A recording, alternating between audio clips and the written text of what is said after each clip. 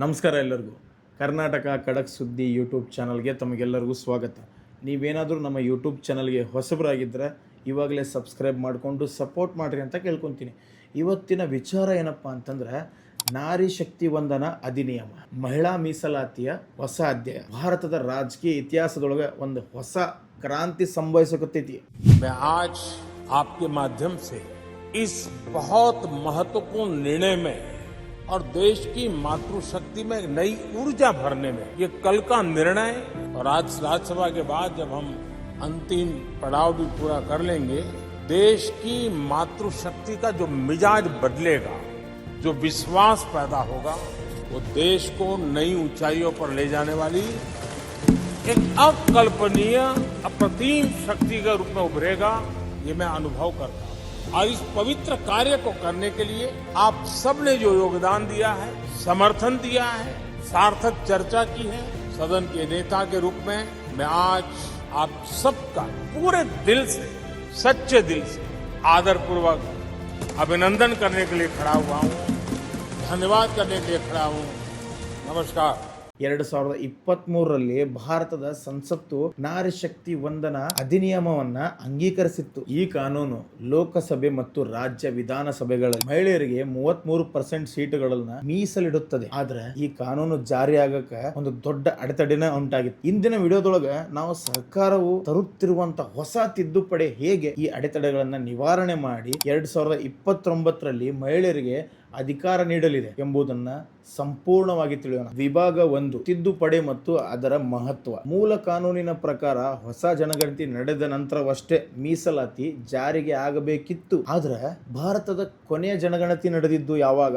2011ರೊಳಗೆ. Covid ನಿಂದಾಗಿ 2021ರ ಜನಗಣತಿ ವಿಳಂಬವಾಗಿತ್ತು. ಇದರಿಂದಾಗಿ ಮಹಿಳಾ ಮೀಸಲಾತಿ ಜಾರಿಗೆ ಆಗಲು 2029ರ ನಂತರದವರೆಗೂ ಕೂಡ ಕಾಯಬೇಕಾಗಿರುವಂತ ಅನಿವಾರ್ಯತೆ ಇತ್ತು. ಸರ್ಕಾರ ತರುತ್ತಿರುವ ತಿದ್ದುಪಡಿಯ ಮುಖ್ಯಾಂಶಗಳು ಇಲ್ಲದವ ನೋಡ್ರಿ. ಹೊಸ ಜನಗಣತಿಗಾಗಿ ಕಾಯುವ ಬದಲು 2011ರ ಜನಗಣತಿಯ ಅಂಕಿಅಂಶಗಳನ್ನೆಲ್ಲ ಬಳಸಿಕೊಂಡೇ ಕ್ಷೇತ್ರ ಮರು ವಿಂಗಡಣೆ ಅಂದ್ರೆ ಡೆಲಿಮಿಟೇಷನ್ ನಡೆಸಲು ಅನುಮತಿ ನೀಡಲಾಗುತ್ತದೆ. ಇದರಿಂದಾಗಿ 33% ಮೀಸಲಾತಿಯು ಕೂಡ ತಕ್ಷಣವೇ ಜಾರಿಗೆ ಬರಲು ಅದಕ್ಕೊಂದು ದಾರಿ ಸುಗಮವಾಗ್ತಿತ್ತಲ್ಲ. ಪರಿಣಾಮವಾಗಿ 2029ರ ಲೋಕಸಭಾ ಚುನಾವಣೆಯಲ್ಲಿ ಮಹಿಳೆಯರು ಮೀಸಲು ಕ್ಷೇತ್ರಗಳಿಂದ ಸ್ಪರ್ಧಿಸಬಹುದು. ಇದು ಮಹಿಳೆಯರು ದಶಕಗಳ ಕಾಲ ಕಾಯುವುದನ್ನ ತಪ್ಪಿಸ್ತೈತಿ. ವಿಭಾಗ 2, ಮಹಿಳಾ ಸಬಲೀಕರಣದ 3 ಹಂತಗಳು. ಈ ಸರ್ಕಾರವು ಮಹಿಳಾ ಸಬಲೀಕರಣವನ್ನ ಕೇವಲ ಒಂದು ಯೋಜನೆಯಾಗಿ ನೋಡಿದೆ, ಒಂದು ವ್ಯವಸ್ಥಿತ ಸರಣಿಯಾಗಿ ಜಾರಿಗೆ ತಂದಿದೆ. ಪಾಯಿಂಟ್ ನಂಬರ್ 1, ಸಾಮಾಜಿಕ ಸಬಲೀಕರಣ. ಘನತೆ ನೋಡ್ರಿ, ಮೊದ್ಲಿನ ಕಾಲದ ಹೆಣ್ಮಕ್ಳು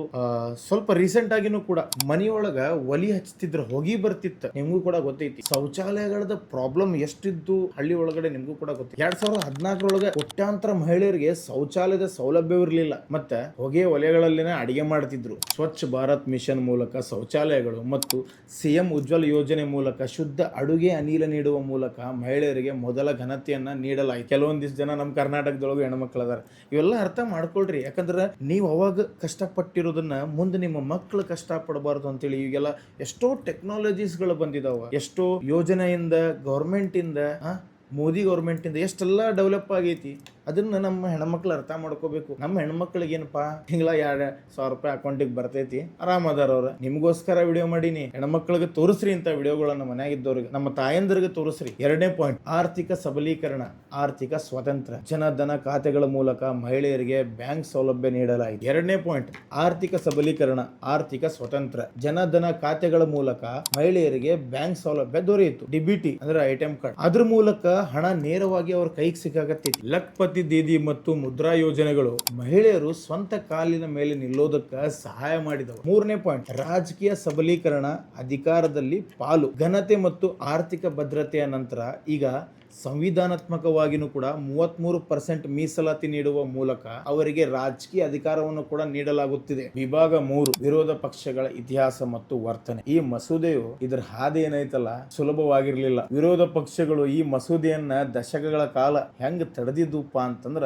ಇದನ್ನೆಲ್ಲ ಇತಿಹಾಸ ಪುಟದೊಳಗ ದಾಖಲಾಗ್ಯಾವ. 1998ರಾಗ ಸಂಸತ್ತಿನಲ್ಲಿ ಮಸೂದೆಯನ್ನ ಮಂಡಿಸುವಾಗ ಅದನ್ನ ಕಸಿದುಕೊಂಡು ಹರಿದು ಹಾಕಿದ್ರು. 2010ರೊಳಗ ಮಹಿಳೆಯರ ಬಗ್ಗೆ ಅವೇಳನ ಪ್ರಚೋದನಕಾರಿ ಹೇಳಿಕೆಗಳನ್ನು ನೀಡಲಾಗಿದೆ. ಈಗಲೂ ಸಹ ಕೆಲವು ಪಕ್ಷಗಳು ಸಮಾಲೋಚನೆ ನೆಪದೊಳಗ ಜಾರಿಯನ್ನ ವಿಳಂಬ ಮಾಡೋದಕ್ಕೆ ಪ್ರಯತ್ನ ಮಾಡಕತ್ತಾವ. ಎಕ್ಸಾಂಪಲ್ UPA ಕಾಂಗ್ರೆಸ್ ಆಡಳಿತದೊಳಗ 10 ವರ್ಷ ಏನು ಈ ಮಸೂದೆಯನ್ನ ಒಮ್ಮೆಯೂ ಕೂಡ ಲೋಕಸಭೆಯೊಳಗ ಮತಕ್ಕೆ ಹಾಕಿರ್ಲಿಲ್ಲ. ಈ ಕಾನೂನು ಕೇವಲ ಒಂದು ರಾಜಕೀಯ ಭರವಸೆ ಅಲ್ಲ, ಇದು ಬದಲಾವಣೆಯ ಹಾದಿ. ಬುಡಕಟ್ಟು ಸಮುದಾಯದ ಮಹಿಳೆ ಇಂದು ದೇಶದ ರಾಷ್ಟ್ರಪತಿಯಾಗಿದ್ದಾರೆ. ಸಶಸ್ತ್ರ ಪಡೆಗಳಲ್ಲಿ ಮಹಿಳೆಯರು ಅಧಿಕಾರಿಗಳಾಗಿದ್ದಾರೆ. ನಾರಿ ಶಕ್ತಿ ವಂದನಾ ಅಧಿನಿಯಮವು ಈ ಸಬಲೀಕರಣದ ಪಯಣದ ಅಂತಿಮ ಮುದ್ರೆ. ನಾವು ಮಹಿಳೆಯರನ್ನ ಕೇವಲ ವೋಟ್ ಬ್ಯಾಂಕ್ ಆಗಿ ನೋಡುವುದಲ್ಲ, ಅವರು ಕೂಡ ಘನತೆ ಮತ್ತು ಅಧಿಕಾರಕ್ಕಾಗಿ ಕೆಲಸ ಮಾಡಿದ್ದಾರೆ. ಆದ್ರೆ ನಮ್ಮ ಕರ್ನಾಟಕದೊಳಗೆ ನೋಡ್ರಿ, ಹೆಣ್ಮಕ್ಳು ನೀವು ಮನ್ಯಾಗ ಆರಾಮ್ ಕುಂದ್ರಿ, ತಿಂಗಳ ರೊಕ್ಕ ಹಾಕ್ತೀವಿ, ನೀವು ಆರಾಮಿರ್ರಿ.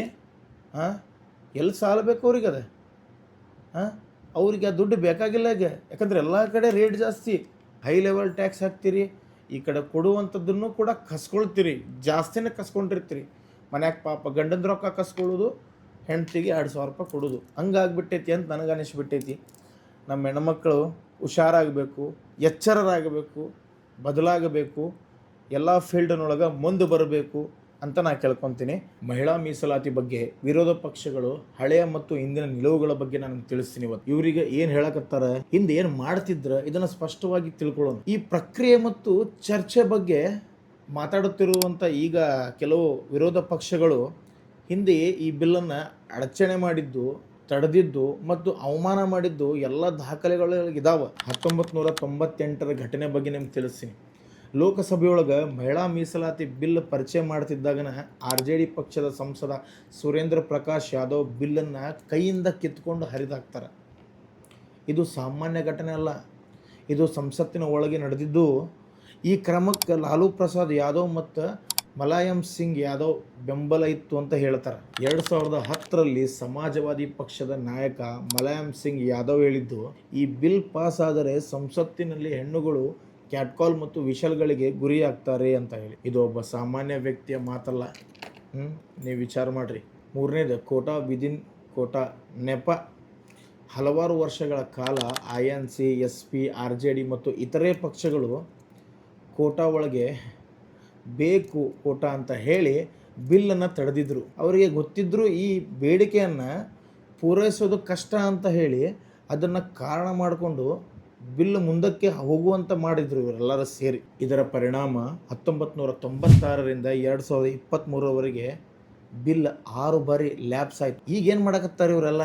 INC, SP, DMK, RJD, CPM, JMM ಇತ್ಯಾದಿ ಪಕ್ಷಗಳೆಲ್ಲ ಸೇರಿ ಸರ್ಕಾರಕ್ಕೆ ಪತ್ರ ಬರೆದು ಆಲ್ ಪಾರ್ಟಿ ಮೀಟಿಂಗ್ ಅಂತೇಳಿ ಕೇಳಾಕತ್ತಾರೆ. ಆದರೆ ಯಾವಾಗ ಏಪ್ರಿಲ್ 29ರ ನಂತರ ಅಂದ್ರೆ ಚುನಾವಣೆ ಮುಗಿದ ಮೇಲೆ ಅರ್ಥ ಏನು?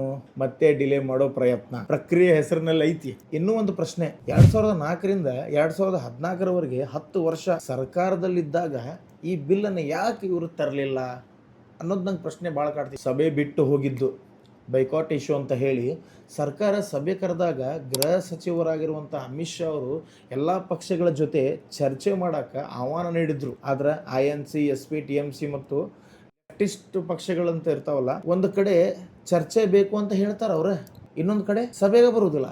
ಮಹಿಳಾ ಮೀಸಲು ವಿಧೇಯಕ ಸತ್ಯವೇ ಅಥವಾ ರಾಜಕೀಯವೇ? ತಮಿಳುನಾಡಿನ ಮುಖ್ಯಮಂತ್ರಿ ಸ್ಟಾಲಿನ್ ಮಹಿಳಾ ಮೀಸಲಾತಿಗೆ ತತ್ವದ ಮಟ್ಟದಲ್ಲಿ ಬೆಂಬಲ ನೀಡಿದರು. ಇದು ಚುನಾವಣೆ ಲಾಭಕ್ಕಾಗಿ ಮಾಡಲಾಗುತ್ತಿರುವ ಪ್ರಯತ್ನ ಎಂದು ಆರೋಪಿಸಿದರು. ತತ್ವವನ್ನು ಬೆಂಬಲಿಸುತ್ತಾ ಜಾರಿಗೆ ತಡೆಯೊಡ್ಡುವುದು ಬೆಂಬಲವೇ?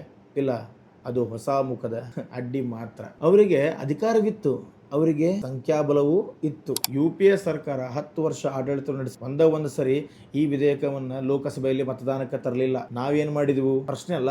3ನೇ ಅವಧಿಯಲ್ಲಿ ಕೆಲವೇ ತಿಂಗಳಲ್ಲಿ ವಿಶೇಷ ಅಧಿವೇಶನದೊಳಗೆ ಈ ವಿಧೇಯಕವನ್ನು ಪಾಸ್ ಮಾಡಿದ್ವು. ಮಾತುಗಳಿಂದಲ್ಲ, ನೀವು ಮಾಡುವಂಥ ಕೆಲಸದಿಂದ ತೀರ್ಪು ಕೊಡ್ರಿ. 1998ರಾಗ ಅದೇ ವಿಧೇಯಕವನ್ನು ತಮ್ಮ ಕೈಗಳಿಂದ ಹರಿದು ಹಾಕಿದ್ರು.